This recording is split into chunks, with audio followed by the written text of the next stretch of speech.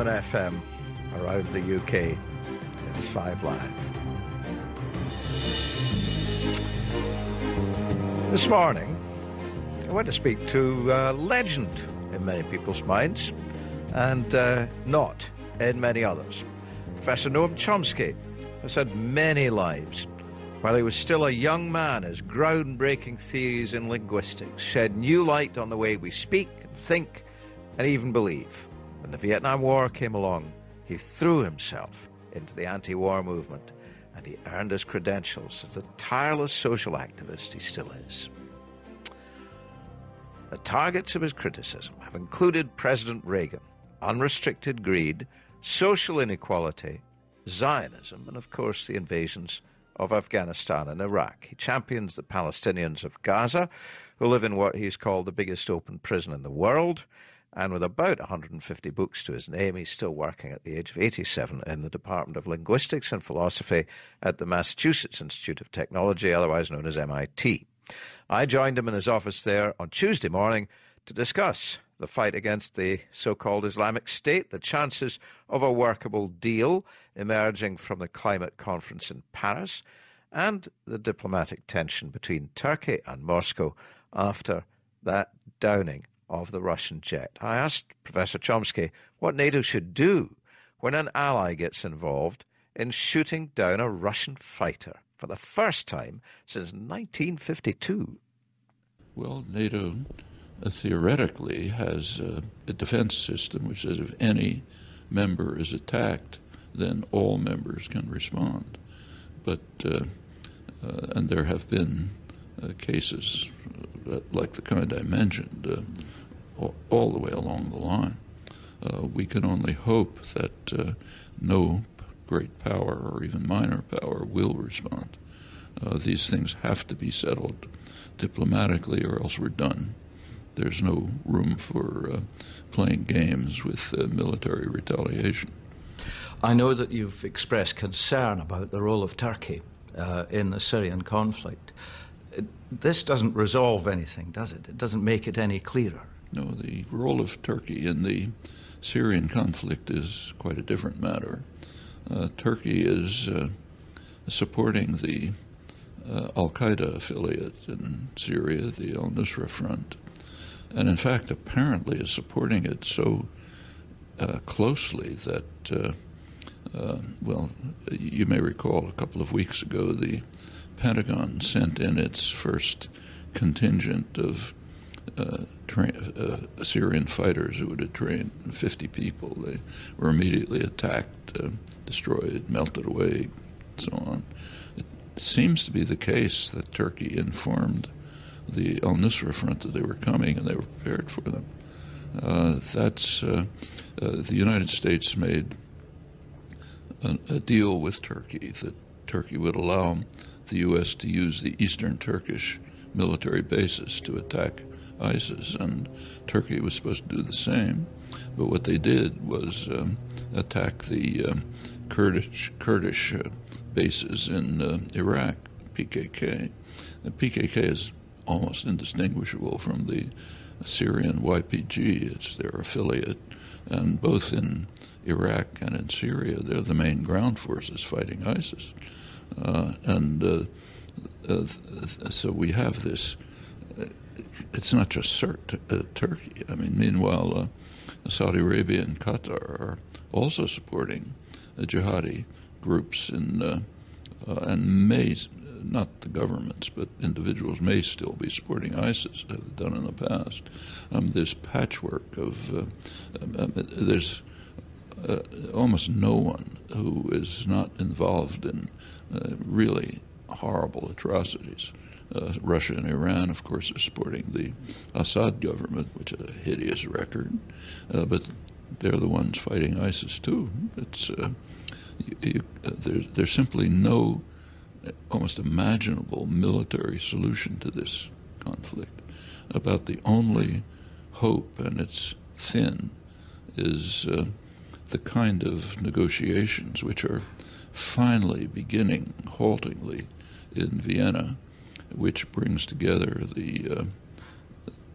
in principle, brings together all forces apart from ISIS to try to see if they can negotiate first kind of small ceasefire regions, which would lower the intensity of the fighting, which is happening and would be very valuable in itself, and then maybe move towards some kind of transitional government, which would sooner or later have elections and some kind of outcome that wouldn't be slaughtering each other. If that doesn't work, Syria is heading to suicide. Would you support the idea of a safe zone for Syrians in the east, say, or in the west? A safe zone sounds nice, and if there were a serious safe zone, I think it would make sense. But you have to remember that for Turkey, that safe zone means keeping the Kurds away from the Turkish border. So it's not that simple. When they talk about a safe zone, they're not saying we're real humanitarians, let's save people. They have their own agenda, which is primarily anti-Kurdish.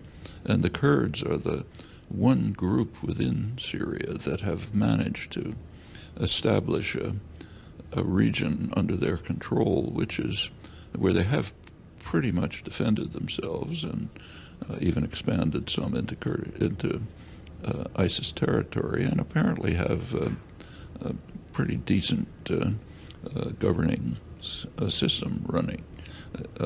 So observers have felt, and they do, I think, clearly merit support, but that means dealing with the Kurds in Iraq, who they're closely related to and who are on the U.S. terrorist list. You can't have it both ways. And if you look at the actual fighting, we don't have really good evidence, but the bits and pieces that come through seem to indicate that the PKK, the Kurdish guerrillas based in Iraq, are probably in the forefront of most of the fighting. They seem to be the ones who primarily rescued the Yazidis during that horrible incident. And in Syria, the YPG, their close Syrian affiliate, seems to be the main ground force that's doing anything. So you can't both have them as the ground force attacking ISIS and put them on the terrorist list so you attack them. That's not a policy. As we look with a distance of about a couple of weeks now at the horrors in Paris, what should our response be as Western friends, as Britain, as America, as France? How should we respond to that? The first thing to do always is to try to understand the roots and the causes of the attack. If you don't do that, you can't have a sensible response. And there's a good bit of information about it.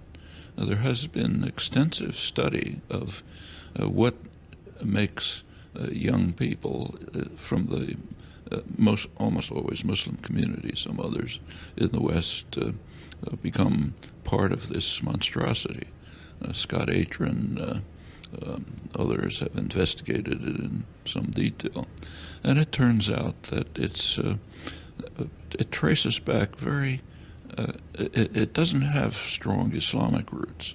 In fact, many of these people are second generation Muslims who have very little tie to the Muslim community. They pick up the radical Islamic ideology, which incidentally traces back to our ally Saudi Arabia in the course of the association, but they join for other reasons. Mainly, it seems, to find some kind of meaning and dignity and hope in their existence as marginalized people with no opportunities and humiliated, degraded. They're not necessarily from the very poorest sector, but there's just these are young men, nothing in their lives. This gives them a cause. Well, if that's the driving force, you have to deal with that. And the way to deal with that has been discussed by, for example, William Polk, one of the leading Middle East scholars, a long record in high-level U.S. National Security Council planning, Middle East, and so on.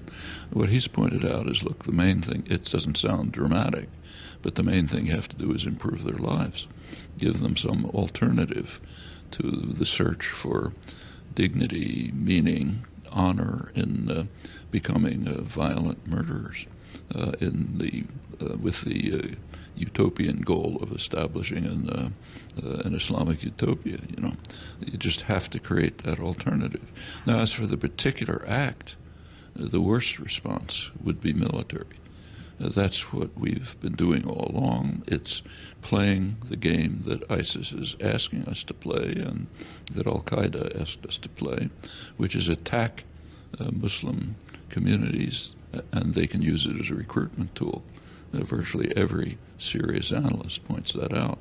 So it may feel good to say, oh, let's bomb them, but that's doing exactly what they want. That absolutely includes making a dartboard of the Syrian city of Raqqa, then, where ISIS have their base. When you attack Raqqa, you're attacking civilians. ISIS are not idiots. In fact, they're doing pretty sophisticated planning. So their fighters and bases will be scattered around the city. You're unlikely to hit much. What you can do is destroy the city and the people who live there, and stir up calls for revenge elsewhere and throughout a good part of the world, in fact. Many of the people coming in are the Saudis, Russians, French, coming from all over for their own reasons, and an attack on what they will perceive as an attack on civilians, Muslims, is just feeding ISIS propaganda that the Crusaders are trying to destroy the Muslim populations. We can say, look, that's crazy, but that's exactly the way it'll be perceived. And that's been going on for 15 years now. When the so-called war on terror was declared, actually redeclared, Reagan had declared one, but by Bush in 2001, Al-Qaeda, the center of Islamic terrorism, was confined to a small corner in a tribal area in northwest Afghanistan. Where is it now? All over the world. All over the world. The most terrorist killings last year, according to a UN study that just came out, were by Boko Haram. Where do they come from? They're to a large extent an offshoot of the NATO bombing of Libya, which destroyed the country, turned it back into warring tribes, sent a flood of jihadis into Africa, weapons all over the place, Africa as far as the Levant, opened a corridor which hadn't existed before for African refugees to flow to Europe. That was the effect of the NATO decision to violate their own Security Council resolution, which is what they did, and to become immediately the Air Force of the rebels instead of pursuing the terms of the resolution. So if you have, it's kind of the old cliche about if you have a hammer, everything looks like a nail. But we have a hammer. Our comparative advantage is violence. And if you use that comparative advantage, you're going to have the effects that we've seen for 15 years. It's the same with the drone attacks, the global assassination campaign. They probably generate what we call terrorists faster than they kill suspects. And it's been happening all over.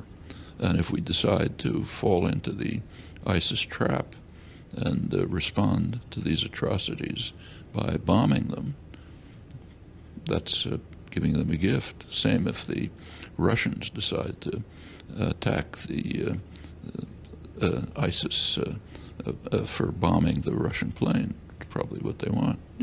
It'll mean more Russians people from the Caucasus will flood down to join the terrorist groups. In Paris, in a few days, week or in a bit, there's going to be this huge climate conference. Everybody says the future of the planet rests on this conference. A report in the Wall Street Journal this morning says that agreement at this conference is by no means assured. You've signed a letter saying that the climate target should be more aggressive than merely 2 degrees onto where we are now in terms of global warming. What's the outlook, do you think? I don't think the outlook is very good. First of all, every time you open the pages of a science magazine, you find some new threat that wasn't known before. So the journal Science of the American Association for Advancement of Science, its last issue was mostly devoted to global warming and the Paris Conference. And one of these studies found that in Greenland there's a huge glacier which it was believed was anchored to the ground so it wouldn't melt very fast. They discovered it's been detached, which means it's going to melt much faster. There's a big piece of Greenland ice. Effects of that, they can't give you numbers, but it's serious. Same issue of the journal reports that Lamar Smith, the head of the House Committee, Congressional Committee on Technology, Atmosphere, and so on, has issued subpoenas to the National Oceanic and Atmospheric Board of the government, demanding that they hand over evidence which he can use to try to show that they're exaggerating the effects of climate change. Now, this is a symptom of something extremely significant. It's extremely important that Paris should lead to a strict, binding agreement of a very a pretty far-reaching sort. If it does, which is not too likely, it's very likely that the congressional Republicans will kill it. Remember that they're led by climate deniers, and their base is very substantially a denial base, so they may kill it. This is not, Andorra. This is the richest and most powerful country in the world. What happens here matters. This really does lead us into U.S. politics, which for the last year has resembled a kind of carnival sideshow to a lot of people, with very surprising characters actually leading the pack on the Republican side. Is it reasonable to believe that the American electorate is either going to get more serious about its potential leadership, or are they actually making some kind of a statement? Are they sending a message to the establishment of politics? Well, actually, what's happening now has been happening fairly regularly for some years. Candidates have been rising from the Republican base who are so extreme that they just don't belong in at least Western parliamentary politics. And up until now, the Republican establishment has succeeded in beating them back and getting their own man. So they got Romney last time, even though the base was coming up with Herman Cain and Santorum and others who are indescribable. This year, for the first time, they aren't succeeding. They're trying very hard to get rid of these people, and they can't. The usual methods, pouring money and negative ads and so on, just aren't working. And I think what's happening is, if you look over the longer term, since roughly the 1980s, the Republican Party, both political parties, have moved to the right. So what are now called Democrats are pretty much what used to be called moderate Republicans. Bernie Sanders is called an extremist. He's basically a New Dealer. Eisenhower said that anyone who questions the New Deal doesn't belong in the American political system. Actually, Sanders is about the only one who meets that condition. And the Republicans went so far to the right that they can't get votes. They're so dedicated. You look at their programs. They're so dedicated to support for the rich and the powerful and crushing everyone else. And that's literally true. They're so that they cannot win votes on their own programs. So what they've been compelled to do is to mobilize sectors of the population that have always been there, but were never, not since, early 19th century, were not organized into a major political force. That's probably a majority or close to a majority of their base now is the ones who vote in primaries are evangelical Christians. Many of whom think the world was created a couple thousand years ago. It's sacrilegious to talk about global warming because you're interfering with God's plans and so on. That's their base. Another part of the base is nativists, a lot of them white supremacists, who are really concerned about the fact that they, are taking our white Anglo-Saxon country away from us. And this is a very serious matter. You probably saw, and others are just plain racist. Try listening to talk radio in Boston, and listen to that's basically the Republican base. Just listen to what people are saying. It's frightening. It's worth doing it. I do it often when I'm driving, and it gives you a picture of a sector of American society which happens to be not substantially the Republican base or even to the right of it. Well, these things are showing up in all sorts of ways. So you probably noticed a couple of weeks ago the winner of the Nobel Prize in Economics discovered, you saw this. He's a Scot.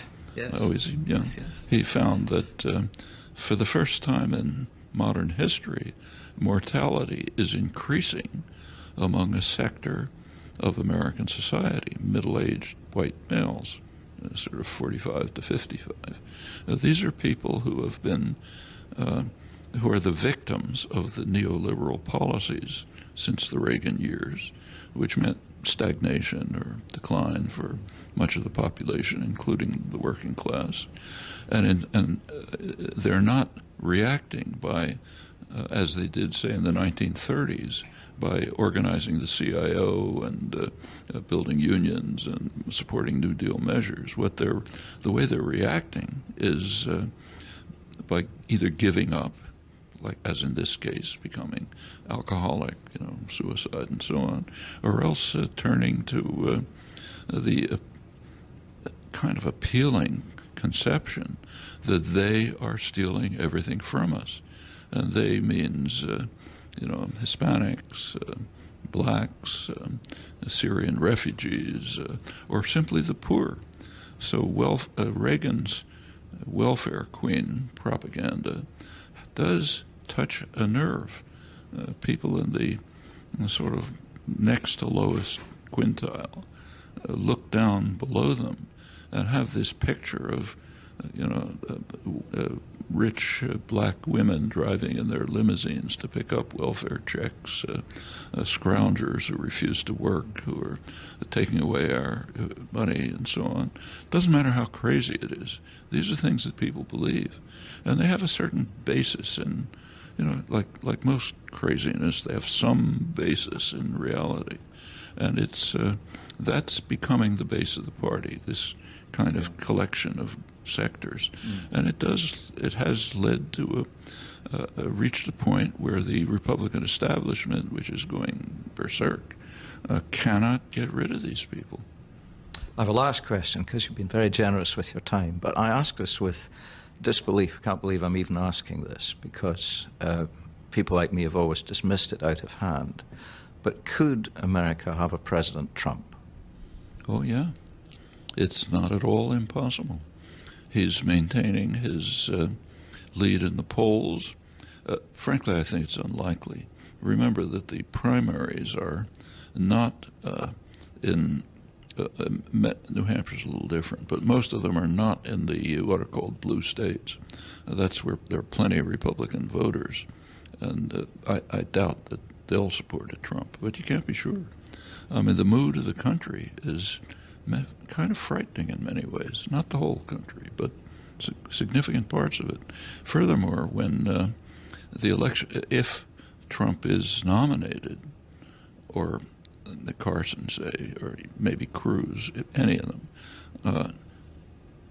which I think any of them in the White House would be really frightening. But if one of them does win the nomination, it's by no means clear that Clinton will win. She's presumably the nominee. There's a lot of baggage there that the Republican PR system is just sitting on, gloating, planning to unload as soon as the election begins.